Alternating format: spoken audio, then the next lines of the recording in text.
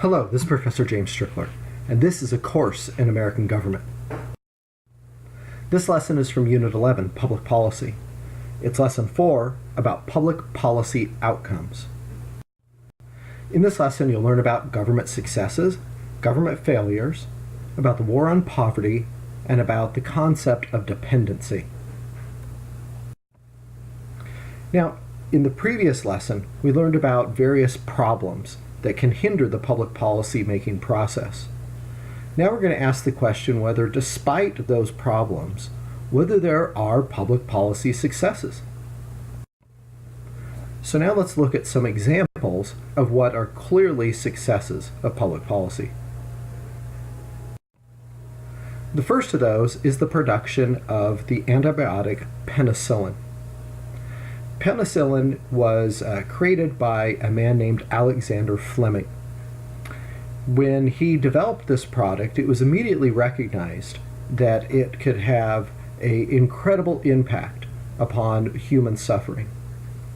When, for example, people are at war, the thing that causes the most death of soldiers is not the wounds that, not the weapons actually harming them in the moment of battle, but the infections that take place later because of those wounds.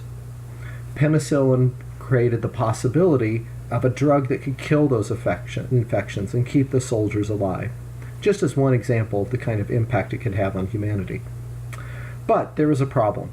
Even though this potential great use was recognized, there wasn't enough penicillin around to take advantage of it.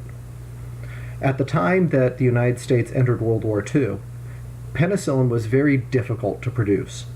In June 1942, there were only 10 doses of penicillin available in the entire world. And as they were experimenting on it, one point, for example, when they did a test on one individual who was sick, they used half of the world's supply on that one person. Well, this all changed when the United States government decided to get involved because they wanted to have penicillin to use for their soldiers. They began directing what the companies would do and what companies would be involved to perfect the production of penicillin. And within a couple of years, they went from there being 10 doses in the entire world to there being 2.3 million doses available, with 85% of those going to help U.S. troops during the war. This was a dramatic example of a great public policy success, where the United States government decided they needed more penicillin, and then they went out and did what it took to get more penicillin. Another example is the Manhattan Project. The Manhattan Project was the code name given to the project that resulted in the creation of the first atomic bombs. This project was led by a man named Colonel Groves, later Lieutenant General Groves. The Manhattan Project began in June 1942, early in the United States' involvement in the Second World War. It was called the Manhattan Project because its first offices were set up in Manhattan in New York City, but it was soon after was then moved to other places around the country. For example, the photo in the center of this slide is of a building called K-25, built at the Oak Ridge facility in Tennessee. This was the largest building ever built at the time. It was over a mile long. This is the kind of thing that was invested into this project to gain success. And only about 3 years later, success was achieved when the first atomic bomb, codenamed Trinity, was set off in the New Mexico desert. That's an actual photograph of the explosion down there in the lower right. This is another example of great government success. They had an incredible idea of creating an atomic bomb. It was just a theoretical concept. And 3 years later, they had built a giant infrastructure, some of the biggest buildings ever built, some of the most difficult scientific challenges ever conquered. And they got through all that, and they succeeded in creating the atomic bomb, the very thing they had set out to create. An incredible achievement. Government wanted to do something, they actually went and did it in a short time. Third example, the Apollo program, which took men to the moon for the first time. This was proposed by President Kennedy in May 1961, and he set as a goal that the United States would put somebody on the moon before the end of that decade. And they succeeded. They landed a man on the moon on in July 1969, and Neil Armstrong was that first human to set foot on the moon. One more example of the government setting a goal and then going out and making that goal come true. But I want you to notice something about these clear public policy successes. They all have a particular attribute in common, and that is the willingness of the government to spend unlimited amounts of money to make them happen. In the case of the Manhattan Project, the president at the time, Franklin Roosevelt, actually told the men in charge of the Manhattan Project, spend whatever you need to, just make sure we get the bomb first before the Nazis do. And that's what they did. Now let's look at some examples of public policy failures and contrast them with the successes. Our first example of a public policy failure is the Job Corps. The Job Corps is one of those wonderful ideas that just hasn't quite worked out the way that the people who came up with it hoped it would work out. It was a program created to provide vocational training for teenagers and people up through their early 20s. They take these people, they put them in Job Corps facilities. Some of them, they're actually housed on site in dormitories. They go through special intense training that lasts for a few months, and then they're put out in the job market, hopefully to get better jobs than they otherwise would. But studies have found that, generally speaking, the wage difference between those that go through the Job Corps and those who don't, even from comparable backgrounds, is almost non-existent. Only a few bucks a week, if at all. Some studies have even found, crazily, that people that went through the Job Corps actually made less money than those who didn't. So this is one of these good ideas that somebody had. Try to take people, particularly from low-income, disadvantaged backgrounds, give them some extra job training, help them go out and get better jobs, and have better lives. But the money invested in it hasn't gotten the kind of return that was hoped for. It's created very little difference in the lives of the people that go through the program. Here's another example of a government public policy failure from the national government. It's called Head Start. Head Start's an early childhood education program where you take young children 3 or 4 years of age and you put them in a classroom environment where you can learn their ABCs and learn basic math, things like that. You do intervention work with their parents to help them to understand how to better help educate the children, things like that. Another one of these things that sounds like a great idea, particularly since it's targeted at disadvantaged, low-income youth, to try to give them a step ahead to make their lives better than what maybe their parents had. But the biggest studies of the impact of Head Start have found that by the time these kids get to first grade, all the advantages that they got from Head Start have disappeared. They are on the same level as their fellow first graders who did not go through Head Start. This is true even when you control for their family situations, their backgrounds, their neighborhoods, the income of their family. Even if you try to keep all those things even, the kids that go through Head Start in just a very short time have no advantage over those who didn't. So we invest millions of dollars every year in a program like this, and it doesn't really accomplish much. So when we look at these programs that we can consider failures in the sense that they are setting out to do something and in the end they don't really accomplish that, and then we compare them to the successes like the Manhattan Project and the Apollo program, it's quite reasonable to ask, well, maybe the problem is that we just simply aren't putting enough money into these programs. Obviously, when we throw just unlimited money at something, maybe we can kind of accomplish what we're trying to do. Maybe we just aren't putting enough money into these other sorts of things. Well, to figure out if that's really the case, we need to consider that programs like the Job Corps and like Head Start are part of a bigger group of programs called the War on Poverty. This is a nickname given to these sorts of programs by Lyndon Johnson, the President of the United States at the time that these programs were created. He gave a speech in which he talked about how he wanted to engage in a war on poverty. And programs like this flowed from that goal that he had to put the power of the national government to get rid of poverty in America?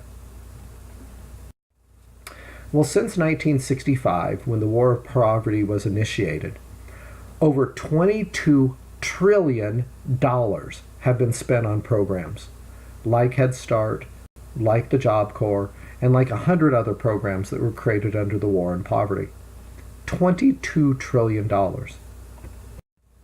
That is more than 3 times the amount that the United States of America has spent on all the wars that it has ever fought in. You add up the costs of them all together, and they are only a third of what has been spent on the war on poverty.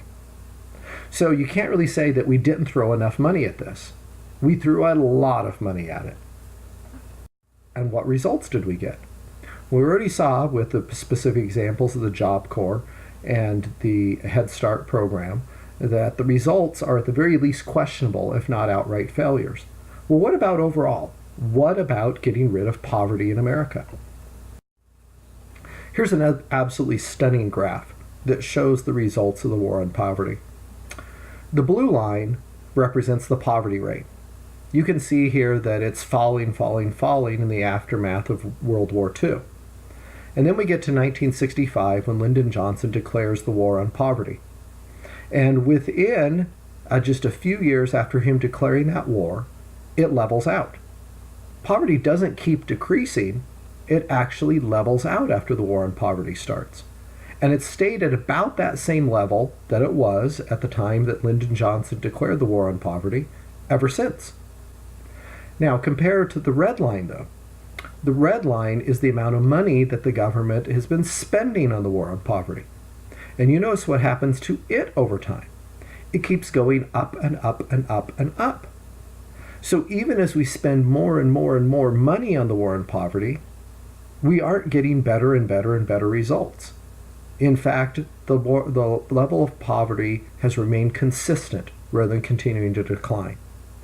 What does this mean when you spend more and more money on a problem and you don't have any effect on the problem? It probably means that the money is not accomplishing what you want it to do, that the money isn't fixing the problem that you want fixed. So, if these sorts of programs, even though they may be created with the best of intentions, and they may, when they are first created, sound like really good ideas, like, hey, we're going to pull these little kids out, we're going to educate them better, they're going to get ahead in life, that kind of thing. That sounds like a great idea. But even if they're created with the best intentions, if we later on find out, you know what, it doesn't really work, does that mean then that we move on to something else? In other words, are unsuccessful programs then eliminated? For example, once we've determined absolutely that Head Start isn't really helping the kids to get a head start, do we stop paying for that program? No. And the reason is because programs like these create what is called dependency. Dependency is a concept that we're going to talk about in more detail later on in this unit. For right now, I just want to give you the basic idea. When we talk about dependency, what we're referring to is that the people who benefit from these programs come to rely upon them. So for example, if you're a parent and you have small children, maybe you get used to dropping them off at Head Start every day while you go off to work. Essentially, it's cheap babysitting for you.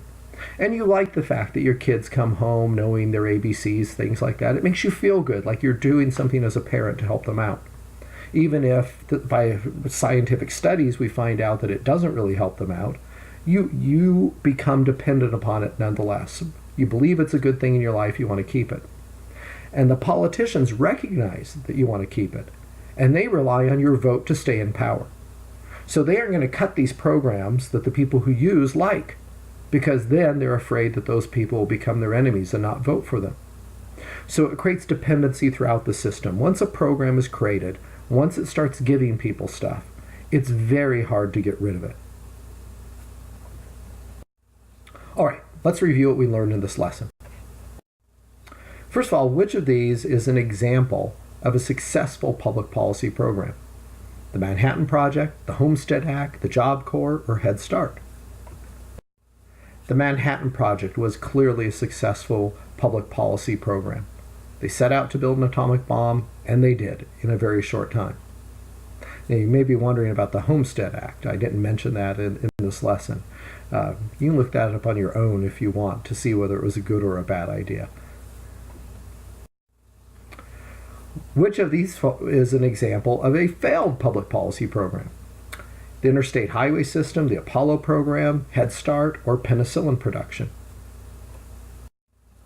A failed public policy program is Head Start.